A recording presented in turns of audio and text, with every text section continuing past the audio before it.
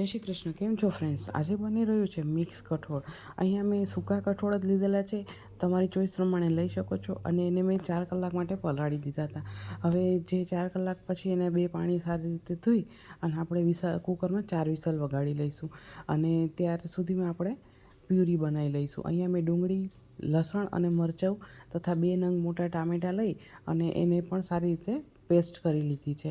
અને આ ટામેટાથી એકલો બનાવશો ને તો પણ એનો ટેસ્ટ ખૂબ જ સરસ આવે છે.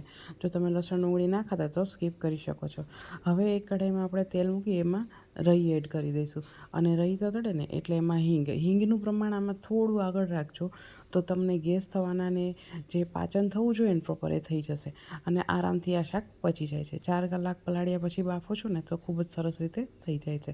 હવે આમાં બધા જ આપણે ડુંગળી ટામેટાની બંનેની ગ્રેવીને એડ કરી અને સારી રીતે કૂક કરી લઈશું.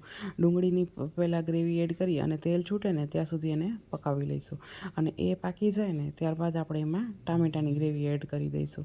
હવે અહીંયા જે શાક બની રહ્યું છે ને અહીંયા એમાં મેં કાળા ચણા, સફેદ ચણા, મગ, મસૂર આખા સાથે આપણે લીધેલા છે, સફેદ ચોળા અને લાલ ચોળા સાથે આપણે એમાં એડ કર્યા છે. વાલ હોય તો વાલ પણ એડ કરી શકો છો. અને વટાણા 2 જાતના, સફેદ અને લીલા. આ રીતે આપણે એને પલાળી દીધા. બધું જ કઠોળ જે હતું એને બધુંને આપણે પલાળી દીધું. આ કઠોળ બધું છે એ સરખા ભાગે જ લીધેલું છે. હવે આ બંને પ્યુરી પાકી ગઈ છે ને તો એમાં હળદર, લાલ મરચું, મીઠું અને ધાણા જીરું પાવડર એડ કરીશું. અને થોડો એવો આપણે ગરમ મસાલો એડ કરી દઈશું. ત્યાં સુધીમાં આપણા કઠોળ પણ બાફાઈને સરસ રેડી થઈ ગયા છે. ગરમ મસાલો પણ ઓપ્શનલ છે, પણ તમે જો એને નાખશો ને તો એનો ટેસ્ટ પણ ખૂબ જ સરસ આવે છે. તો આ રીતે આપણે સરસ મજાની પ્યુરી બનાવી અને પછી એમાં આપણે એડ કરી દઈશું જે આપણા બફાઈ ગયેલા કઠોળ છે ને એ. અને આ બાફવામાં આપણે મીઠું નથી એડ કરેલું તો આપણે પ્યુરીમાં જ બધું મીઠું એડ કરી દઈશું. અને આપણી જે બફાઈ ગયેલા શાક છે ને એને આપણે આવી રીતે પહેલાં ગાળી અને નાખી દઈશું. અને પછી જે એનું પાણી વધશે ને એ પણ એમાં જ એડ કરી દઈશું.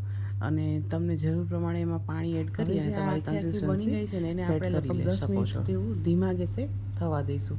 અને 10 મિનિટ પછી એ સારી રીતે કૂક થઈ જાય ને એટલે આપણે હાથથી મસળી અને કસૂરી મેથી એડ કરી દઈશું આમાં. અને આનો ટેસ્ટ ખૂબ જ સરસ આવે છે. જો આવી રીતે તમે કસૂરી મેથી એડ કરશો ને તો મેથીનો પાવડર નીચે ખરી જશે, પણ જે ડંઠણનો ભાગ હશે ને એ તમારી હથેળીમાં રહી જશે. એટલે જે ખાવા ટાઈમે છે એનો ફ્લેવર સરસ આવશે, પણ એ જે ડંઠણ વચ્ચે આવે ને એ નહીં આવે. તો તૈયાર છે આપણું આજનું રેસીપી મિક્સ કઠોળ. ચોમાસામાં ખૂબ જ મજા આવે છે.